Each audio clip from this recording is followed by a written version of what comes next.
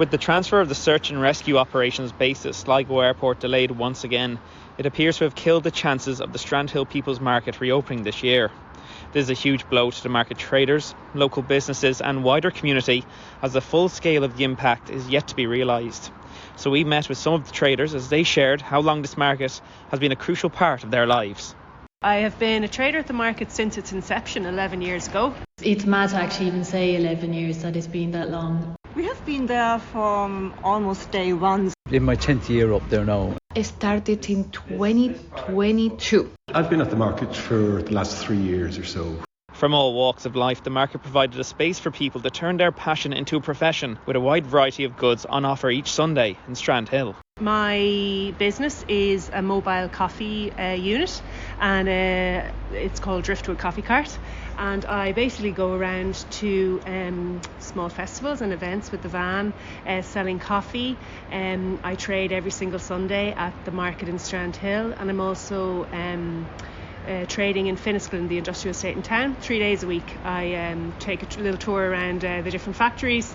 So I would have been there on the second Sunday when it first opened, and with a tiny little table, about 7 original paintings. I look like quite a state when I think back to it, but that's grown over the years into buying a gazebo and then a better gazebo, and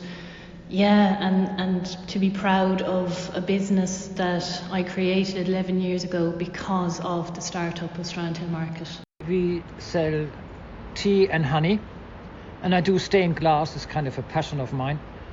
And basically the market is 95% of our honey sales and the tea sale, because we don't do any other markets except farmers market in Boyle, which is minimal.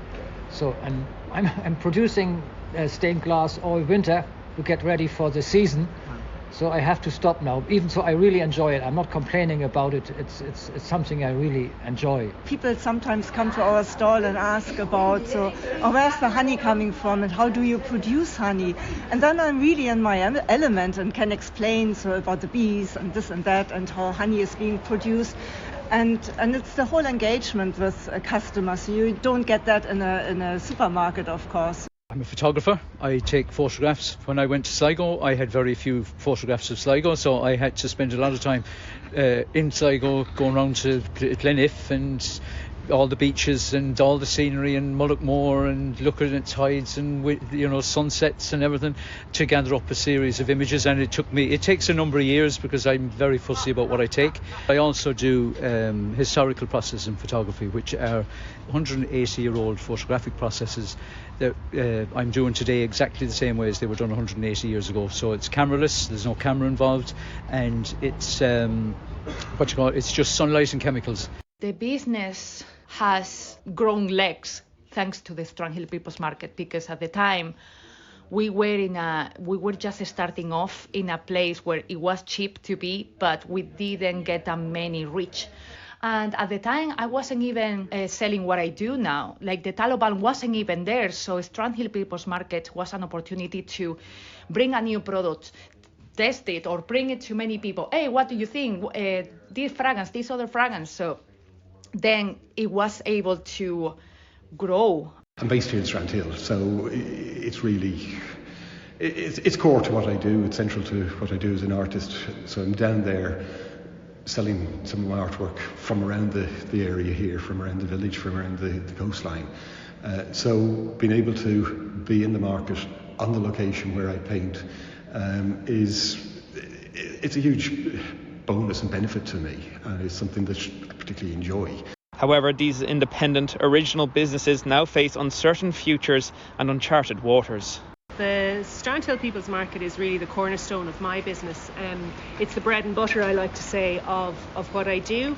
It allows me to, I suppose, create a financial foundation for the business from which I can build. So the future, I suppose, does look a little bit uncertain. I'm not really sure how I'm going to move forward. I was employing 3 people down at the market every Sunday. So at the moment those people are on pause, and I don't know when I can say to them, they have a job again. So it's a tricky time for me. Strandhill market for me has been a catalyst of, I was able to see if what I did was a seller as such, and it was. And so I was able to become a small business. And I registered as a small business about 10 years ago. I mean, I would lose a big part of my life. I'm always looking forward to the Sunday, getting out and have something nice to eat in the market, and it's just the highlight of the week. So it's sad, but we are still full of hope that we can reopen. So that's the first thing. The other thing is that our business is really down by at least 80%. So we are looking at other options at the moment. But I can't say really what's the future like. Sligo closed. I've got to go looking for new markets now. It's not my only market. As you can see, I'm here on the street today in Westport. But it's a serious part of, my business. So Sligo gives you a base every week. You know that you can make X amount. It changes, it fluctuates as any business does. But the way I look at it is, we're looking for a space up there to save a space that we were in. And I think if there was politicians and councillors and people, if that was a factory that was closing and there was 120 or 130 people losing their jobs and it was losing €3 million to the community in the area, I think they'd be crawling out of the woodwork to get sound bites to try and save this, and they'd be setting up task forces and what can they do. We all work, we still have jobs, but we don't have a space. We're just looking for a space to do it, and we had a great space. I know that we are really lucky to have a store. Not many others have it. We can help a few of them. But of course, we want to have the opportunity to at least be there once a month, because they want to deal with me in person. So they are missing that opportunity, that closeness that the market gives. So yes, we would be losing money, and the potential of new customers or new relationships, like customers in the case of like stockies or like festivals. For me, financially, it's probably about 25% of my art income gone. The market is particularly important for me because my work is visual. People need to see it. Now, not everybody turns up at the market looking to buy a painting, but quite often they'll turn up, look, and then come back, either direct to me or come back to the market. So I've lost that footfall, that interaction direct with people, and that's my big worry. One aspect that all the traders had in common was the sense of community that came with the market and the devastation that would be left behind if it was lost. The market itself it's just a gathering space for the community, for Strandhill and for the wider, I suppose, Northwest region in general. Every Sunday there's between 2,000, 4,000 people come through the doors, and they organise to meet friends, they meet family members, and I suppose it's a sense of there's a lot of a meeting place for people at the moment, and I think tourism in general, I've seen a fact recently that it's down 30%, the tourist numbers coming into Strandhill every Sunday, so that's massive loss for the wider business community as well. Of course, we all need, we can't live without a source of income. So as much as we love the interaction, of course, we also love the sales. But it may come in emails, it may come in commissions, visits to my website. So it is it's a whole circle of loss. And just not to be in prospective buyers' eyes. We as humans can be quite fickle, and when you're out of sight, you're out of mind. So that's worrying. I enjoyed the company, and it's a day out, and I miss my cheesecake I buy there, and I miss all the other cakes. So it's a great loss for me personally, because I need people to talk to, and I really enjoy the company. I think the social aspect is huge because it's really a meeting point for people. So people can gather at the Strandhill People's Market and they can return and belong. This feeling of belonging to something, to a community. And we have people visiting each year. We have a couple from Italy that comes every year from Italy, as visiting Strandhill, as stocking up on our tea, and returns the year after. The friends that I've made up there, I know, like I'm doing markets for, 37 years or so, and I can call to any part of the country and knock on a door of someone that I've met at a market, and you're invited in for coffee, and it's like sitting in your own house. You know, there is a great feeling of community with markets. In general, we were just having a beautiful community there that when we had to close every December, we were like saying bye to a family. Not only the Strandhill organizers, but all the traders. We were like, oh, I'll see you next March. It was like we were really close together. So if it closed, it would be really sad, because we are losing not only our customers, but a family that care about each other and that support each other, like helping each other to be in different shops. Like I know, for instance, in Arcanum Crafts in Donegal, Karen, she has many of our traders together, or like they are in many shops that I've seen. But that's because the market, the link of this is the market existing. The market is more than just selling and trading. It is a community within ourselves. But there are people who are there near enough every week as visitors. The day has a rhythm to it of a certain extent, where the morning is perhaps more local people, and then as the day goes on you get people who have travelled from further afield. That is their destination.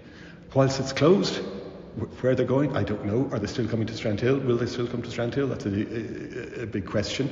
But also, the longer it's closed, the greater risk of it not reopening.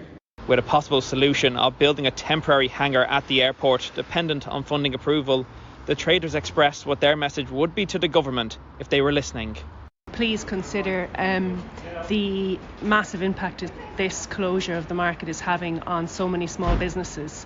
There's a pool of 160 businesses from which the market then trades every single Sunday. There's 60 businesses that will trade every Sunday. So without that market, we have nothing. We have no way to trade, and it's been a devastating loss to so many of us, both financially and from I suppose a community perspective as well. We love to see our customers, we love meeting them, and without the market there's no basis for that.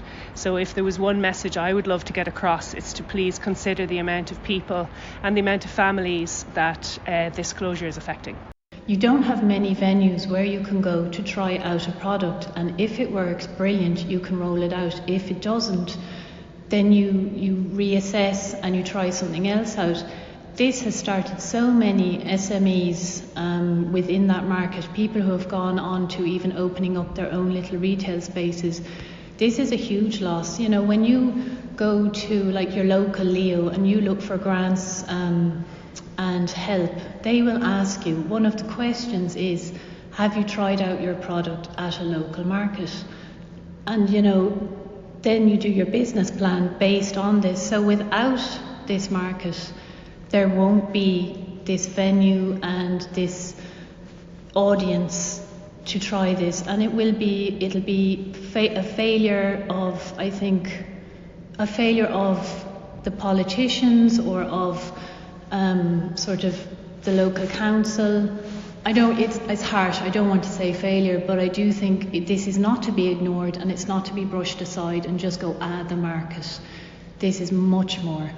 What can you say to politicians? I mean, you can beg, but you can't influence them, so we hope that they see sense and come up with the money. I mean, there's so much money floating about anyway for all sorts of silly things, so hopefully they will do that. So. Yeah, and I think it's really, please consider that in a way, and this is on a very positive note, I think the market is providing joy and happiness to our customers and to the whole, all the market traders. Everyone gets a smile, and you only see smiling faces really when you come and visit the market. So, and I think you can't put a price on that.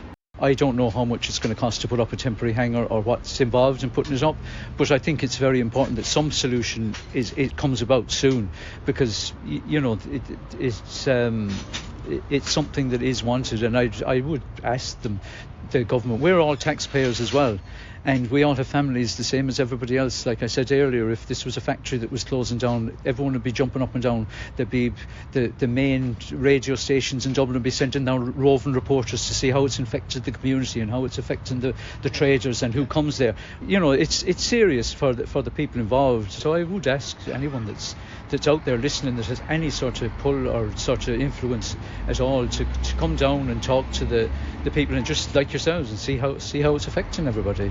The message is that it's not only a market that we're missing, it's tourism and financial help that is coming not only into Sligo but into Ireland and into Europe, because many people are dealing with this market as if it was a staple of Irish community. So if the building of a hangar can bring so much more than using it for storage, I think that is important to take into consideration. The desire from us is not to have any issue whatsoever with the Coast Guard and the helicopter. That is not the problem for us. It's the space. Having a temporary hangar would resolve that straight away. The aircraft that are currently stored in the hangar that we use for the market could potentially go there, or I don't know, potentially we could go there, I don't know. That's down with the airport and the organisers. But having a covered space for us is essential. And the sooner that happens, the sooner we can get started again and avoid the risk of this dragging on and the market effectively closing permanently. At this point in time, there's nothing on the horizon that says, right, we're going to be able to reopen on this day. All that is on the horizon is a slowly setting sun on the market, and that is setting quicker and quicker at the moment. And we are at that point where some traders will not be able to carry on. The market will have lost the momentum, and it will dwindle and die. David O'Connor, Ocean FM News at Strandhill.